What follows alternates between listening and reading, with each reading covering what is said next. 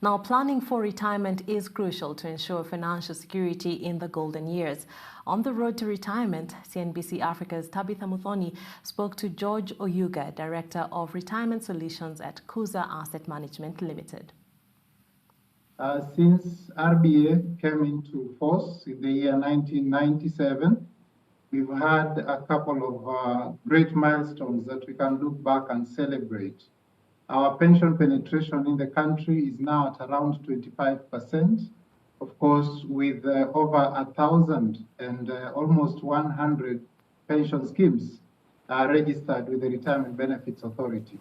So that tells us that the uptake has been good because it reflects a positive position going by the number of service providers and also by the number of members who are joining in them. So for a pension scheme to be effective, definitely we'll be looking at many things. One is how it is structured. Two is whether it is delivering what is it intended to deliver and achieve in the lives of the people who are saving in it. So in this case, I've seen we managed to navigate certain challenges that were there earlier on, including how the designs were. We used to have defined benefit schemes. Now we are having defined contribution schemes, which are better off in terms of their cost effectiveness. They are a more cost-effective structure, and they are delivering better even for the members who are there. The legislative space is also very, very sound, covering both the funding policy framework as well as the investment policy framework, and even the benefits policy framework with lots of development in there. So I think from a pre-retirement all the way to post-retirement, we are adequately covered. So I would say they are effective in Kenya. And what are some of the considerations that, comes into mind or are in place when it comes to choosing a pension plan? I think that question would be better if we looked at who is making the choice. Yes. Because if the person making the choice is the member, then the concerns for the member would be about three questions. One is, how will I accumulate my benefit? Two is, how will my money be invested in the scheme? Then three is, how will my benefit be paid out at the end of the period? So for the members, concerns therefore will be around the design of the scheme. They'll be around the accommodating their individual risk appetites, and they'll also be about making the benefit payout at the end. Do they want a pension? Do they want a provident? Do they want an income drawdown when they retire? And if they are at the accumulation stage, do they want to be involved in contributing as well? And then if the person making the choice is an employer, of course the employer's concern will be more about the costs and the design, because they would not want to sit with the risk. So they'll be going for maybe a defined contribution scheme, or maybe looking for something different. And then again, how to set up in a manner that does not give you a lot of obligations, or should you want to onboard them also, then you'll be looking at the form and arrangement. Is it a personal pension? Is it an umbrella pension arrangement, or is it an occupational scheme? So it depends with who is making the choice. The road to retirement is not easy for most Kenyans. We see a lot of elderly people going into their homes. Some are still not yet there. Maybe let us talk about some of the other alternatives that we have beyond our pensions.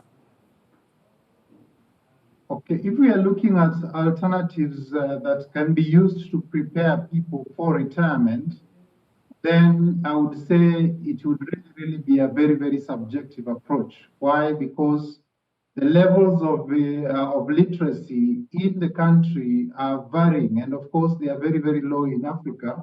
And if everybody else is meant to achieve financial independence, then at the end of the day, the goal of having income replacement ratio would be very, very key.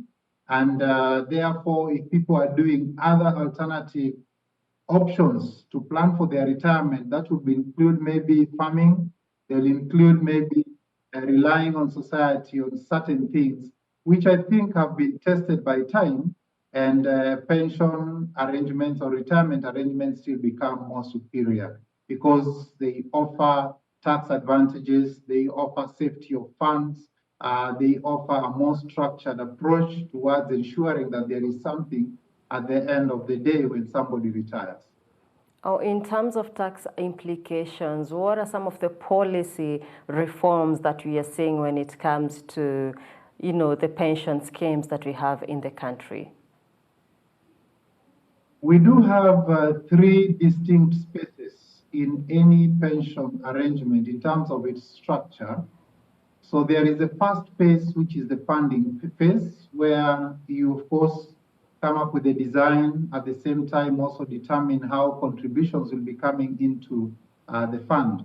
So at that particular point, we already have a lot of tax incentives owing to the fact that pension contributions up to Kenya shillings 20,000 per month are not included in pay-as-you-earn tax or a tax determination.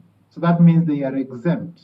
Then the same contributions, when you go to the second phase, which is the investment phase, again, you have the investment income from such monies are also not taxed. Then when you get to the third phase again, you also experience another tax exemption in that for every 1 year somebody was a member of the scheme, they are getting around Kenya shilling 60,000 tax-free. So if you've been in the scheme for 10 years, it means you will, of course, take home over 600,000 Kenya shillings, which will be tax-free. The other thing, again, of course, would be which tax table will be used on you. That will depend on your age. If you've reached age 50, you'll get a more relaxed one. If you've not yet reached age 50, you'll get a more punitive one, which is basically the pay-as-you-earn tax brackets, but annualized. To be the best structure for anybody to plan for retirement. We know that social structures have collapsed, and what used to be there earlier on in the earlier years are not working anymore. So we have very little dependence on society, very little dependence on government. Therefore, everybody needs to embrace retirement planning, because failing to plan is actually planning to fail. And it doesn't matter how much somebody is earning, and I'm not saying employed, I'm saying earning, because earnings will come either from the formal sector or the informal sector. Provided there is some income, somebody needs to at least plan for their retirement and ensure that they work towards achieving financial security and independence.